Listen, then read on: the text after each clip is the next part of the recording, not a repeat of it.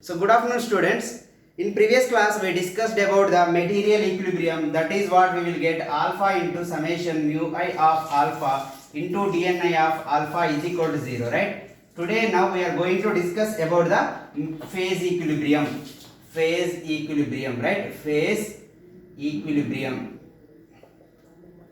Phase equilibrium. So first, phase equilibrium means phase equilibrium may involve same chemical species with different phases. For example, glucose I am taking C6H12O6. So same chemical means C6H12O6 with different phases, either solid or liquid. Solid and liquid, different phases. Same chemical with different phases. First point is phase equilibrium may involve same chemical with different phases, and also may or may not different chemical with different phases. For example, calcium carbonate is there, so that is converted into CaO plus CO2. CaO plus CO2. Solid, yes, right? So that means what? So different chemicals with different phases. N2 plus 3H2, it gives to 2NH3. Different chemicals with same phases, that is gas, all are in gas phase. So that means, so if I have the one phase to another phase, when I am going to change from one phase to another phase, so first you should take this diagram, is very important. So by seeing the diagram you can say that, right?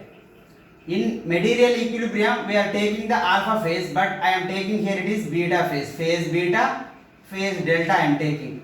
Phase beta and phase delta. dni is the number of moles. dni is the number of moles is moving flows from phase beta to phase delta. So several phases at equilibrium. So if I am taking dni is the number of moles is flows from phase beta to phase delta. So in further previous equation what we got? So mu I of, that means now mu1 dn1 plus mu2 dn2, otherwise mu dn1 mu dn2 is equal to 0, right? That means this is the beta phase.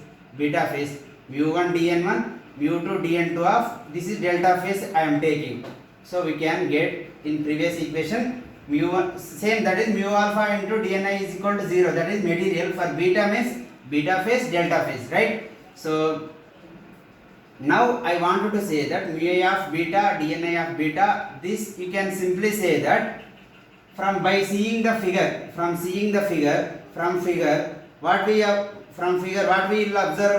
observe dni in of beta, dni of beta. So that means dni of beta means, that is what, decreasing number of moles in this phase is decreasing, that is dni. So whereas in delta phase dni of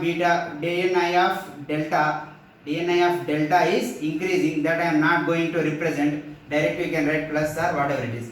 Now substitute in place of dni of beta.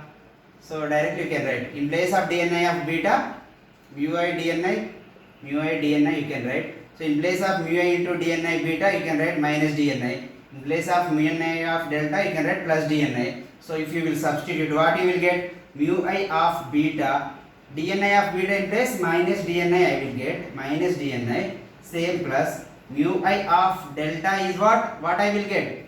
That is, I will get plus dni. So that is equal to 0. So now take the dni common in both the equations. Now dni common, what you will get? dni common. So dni gets cancelled. Mu I of delta minus mu I of beta into dni is equal to 0. That means what I wanted to say, that the number of moles dni is not equal to 0. Never it's not equal to 0. Then the remaining term, this is equal to 0. Mu I of delta minus mu I of beta is equal to 0. That means if that goes to this, mu I of beta is equal to mu I of delta. That means this is, you can say that condition for equilibrium in condition for phase equilibrium in closed system. Condition for phase equilibrium in closed system, you can say closed system. So if I wanted to, up to here it is enough. So if I wanted to write for spontaneous process, what we will get mu I of delta minus mu I of beta into dni. So for spontaneous process, it is less than 0. It is less than 0. It is less than 0. That means you can say that this is never not equal to 0. That means mu I of delta minus mu I of beta is less than 0. That means you can say mu I of beta is greater than mu I of delta for spontaneous process. For spontaneous process. Up to here it is enough for the examination for spontaneous process. This is about phase equilibrium. In exam they will ask the question about write the Gibbs equations for non-equilibrium system. You can write both material equilibrium, phase equilibrium. If they will ask the question conditions for the equilibrium in the closed system, that also you should write phase equilibrium and material equilibrium. You should write in the examination. So next class we will discuss about the Clausius-Clapeyron equation. That is very important question, not only for competitives. We will discuss that later. Thank you.